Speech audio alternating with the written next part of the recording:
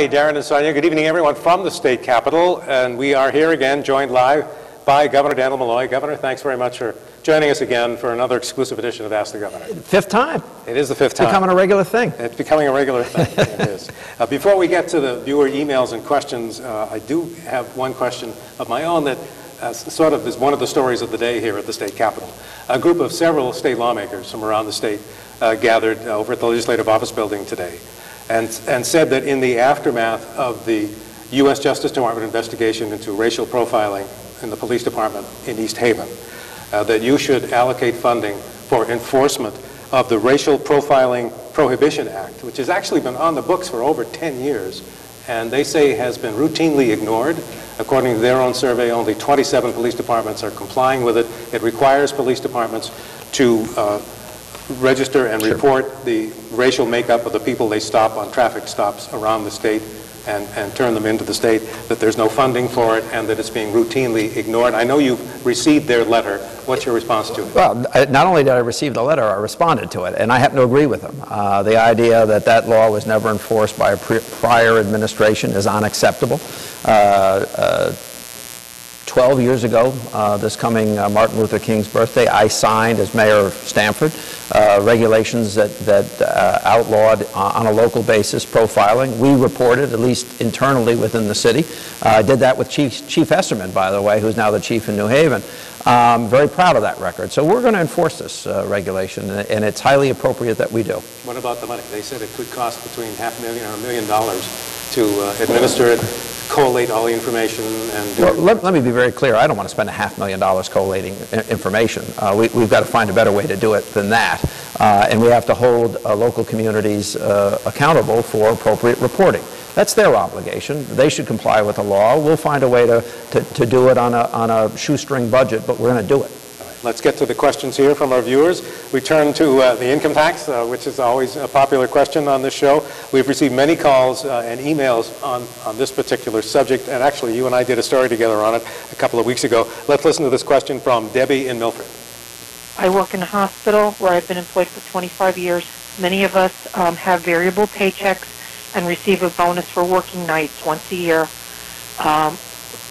Many of us have received either 2/3 of our taxes being taken out of our pay, or have received zero pay for the week. There should be some kind of law on the books that only a certain percentage of taxes can come out of any paycheck, so that people don't receive pay checks that are zero, or in cases where you've worked overtime for the holidays, you get your paycheck and there's only $200 there out of a $3,000 paycheck.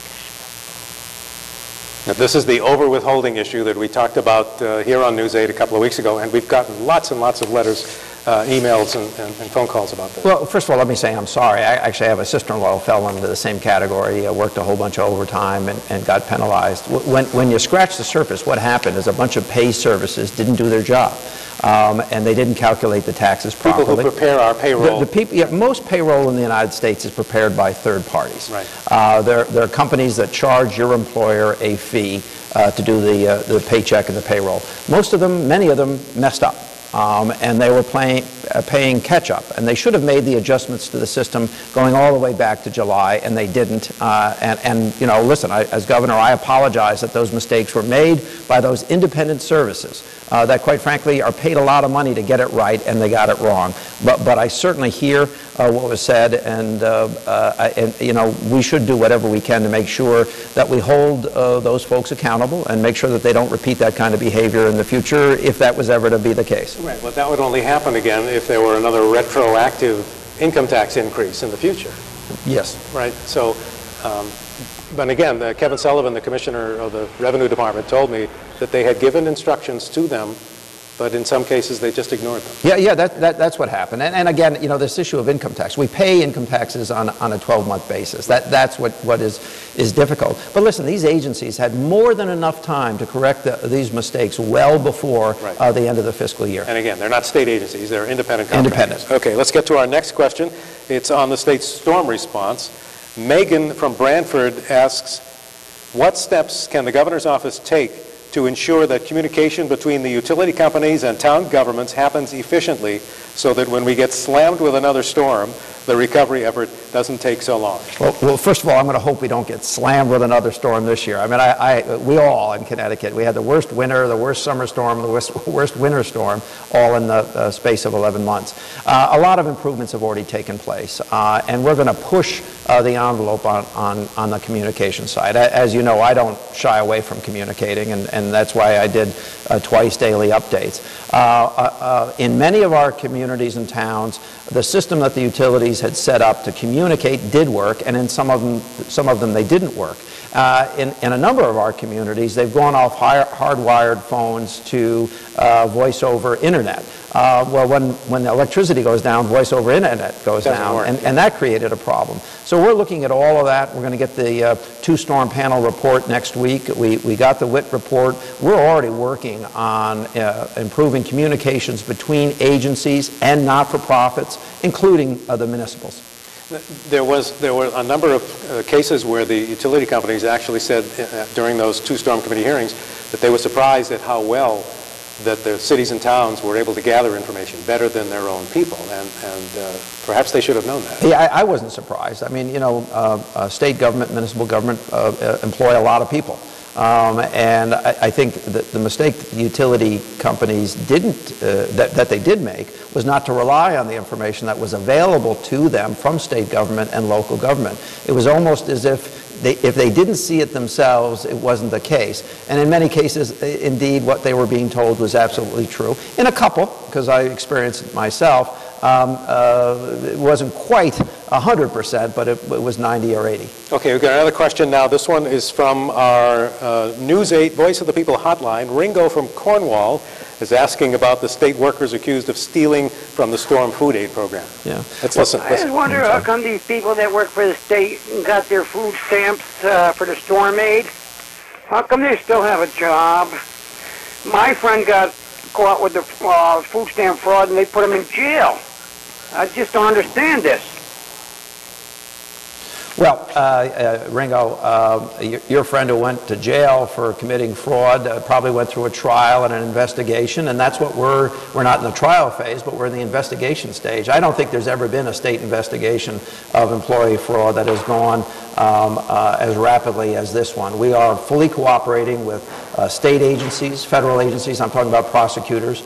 We're doing our work in reviewing files, and let me assure you, Ringo, that the people responsible for this behavior will be held accountable. Okay, I think we have another question on this. Pat from Meriden also has a question about the DSS case. Let's listen to this one. There are reports that the DSS people manipulated the financial information that these employees gave them. So let's hold everybody responsible. I don't think anybody should lose their job, especially in this time, but I think they should be required to pay back whatever they got. All right, there's really two questions there, and actually the first part we reported here first on News 8 about one of these employees who's been accused saying that a DSS worker actually manipulated the information that she put on the application to force her income down so that she would qualify. Yeah, I'm aware of that statement. I'm not actually aware of any evidence that that took place, but let's assume for a moment it did. Do two wrongs ever make a right? Do two people committing a fraud forgive one of the two? But you assume that both people were in on it, though. Yeah, well, that's quite clearly the case because the individual had to sign the form. So they knew what they were signing. But they didn't know what the rules were. They assumed the person, when you go to a state agency, you assume the person on the other side of the desk knows the rules. You know. When they ask you, when you're asked what you make, and you, in your own handwriting, put it down, and it's less than what you actually make, or you put down that you have no money in the bank when you actually have money in the bank, you know what you're doing. Right, and with regard... And you're going to hold those people accountable. Right, I think the rest of his question was, will the state at least require them to pay back whatever they got? I suspect the state's going to do a lot more than that. A lot more than that. Okay. Well, we obviously haven't heard the end of this. No. This is another exclusive edition here on News 8 of Ask the Governor. We'll have more of your questions sent in to WTNH.com and our Voice of the People hotline. And the Governor. All right, thanks, Steve, and welcome back to the State Capitol Live and another exclusive edition of News 8's Ask the Governor. I'm Chief Capitol Correspondent Mark Davis, and he, of course, is Governor Dannel Malloy. Our next question from WTNH.com is from Nick in Thompson.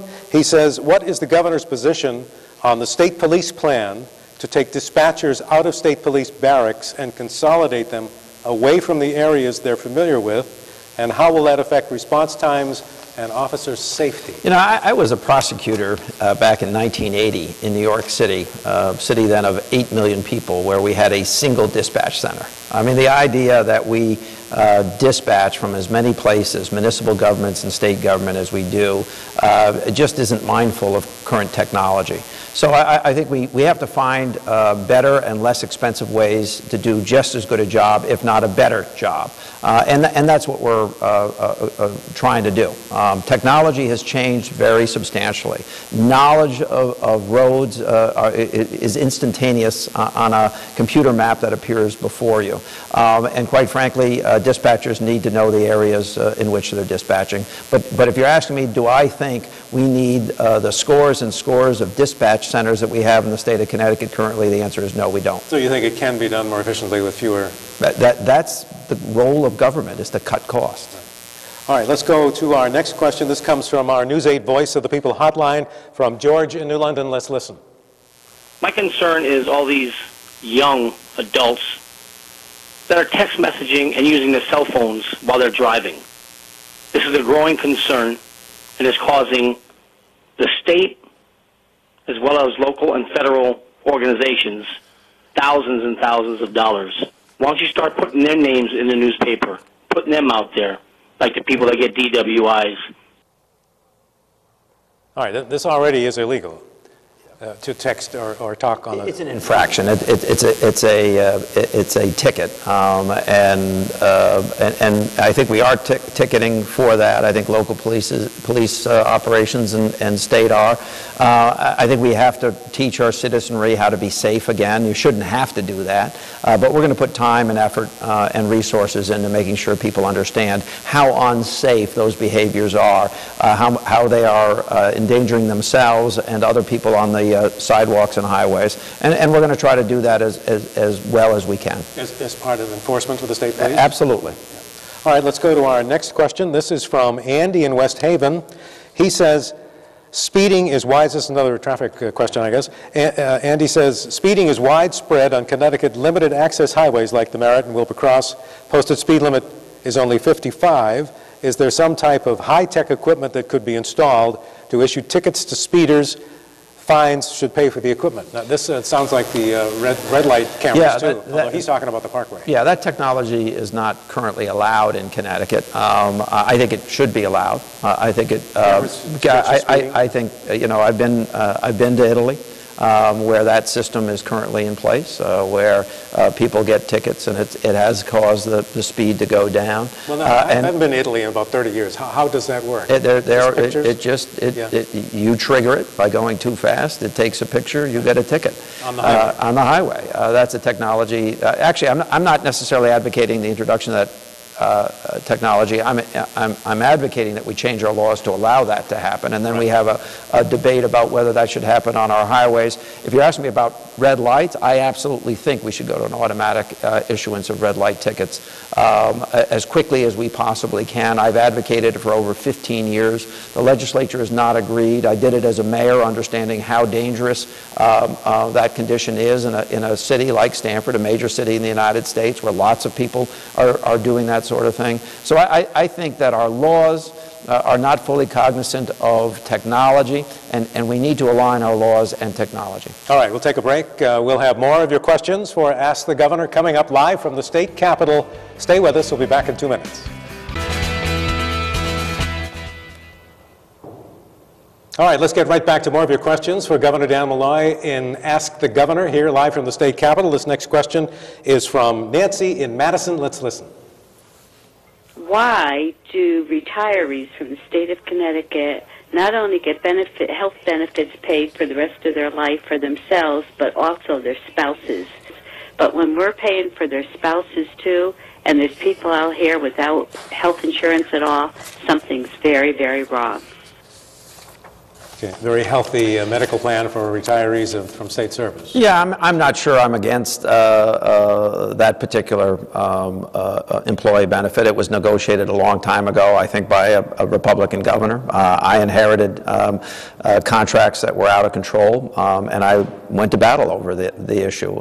What we did was negotiate savings that will amount to over $20 billion over the next 20 years. I did that. I had that battle, but you can't win every battle. And the idea that employees would give up that particular benefit wasn't very likely. But what we did do is produce billions of dollars of savings in a plan that I inherited from governors who served a long time ago. All right, this next question is from Pam in Montville. She says, how can he, this means you, Governor, justify giving his non-union employees raises and longevity payments, but take it away from all of the union workers and still claim there is equal shared sacrifice, then say, well, it's money they already earned? You know, I'm not sure what the questioner is asking about, to tell you the truth. Some management level people got longevity payment bonuses this year, last year, I should say. And you said, in response to questions at the time, I recall you saying that this was already contracted to them and they already earned it. So I didn't do anything. What had happened is, in the case of longevity payments that had already been earned, then they were paid. I've also said that I think the legislature should deal with that issue. So I am not a proponent of longevity payments. Now, for the current employees, those payments have been suspended for a period of time. The reality is that I would have preferred the legislature had played a different role. All right, we'll have one more question coming up on this edition of Ask the Governor. Bob, we have time for one more question for Ask the Governor. This one is from Bob in South Windsor. He says, Governor Malloy is approaching his first complete year as governor. He implemented many new and higher taxes.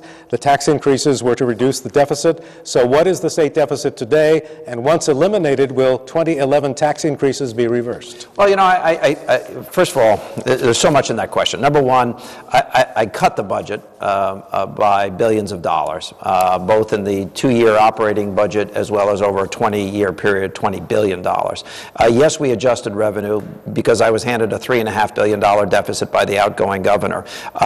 We have billions of dollars of obligations that we have to pay. So to use the term surplus doesn't make a lot of sense. We have a balanced budget for the first time in a long time. We have generally accepted accounting principles. We have a stable state government with revenue we can count on and expenditures that are now controlled. We're doing pretty well. It's been a pretty good year. And what I want to do is pay down our debt obligations, pay off Wall Street, where the prior governor and legislature borrowed $1 billion to cover operating expenses, rebuild the rainy day fund, and then make substantial progress on funding our pension obligations, and then we should talk about where we go from there. That might take a few years. It might. Governor, thanks for being with us. Hope we can do it again Happy soon. New Year. Thank you. Happy New Year. And thank you for all of your questions.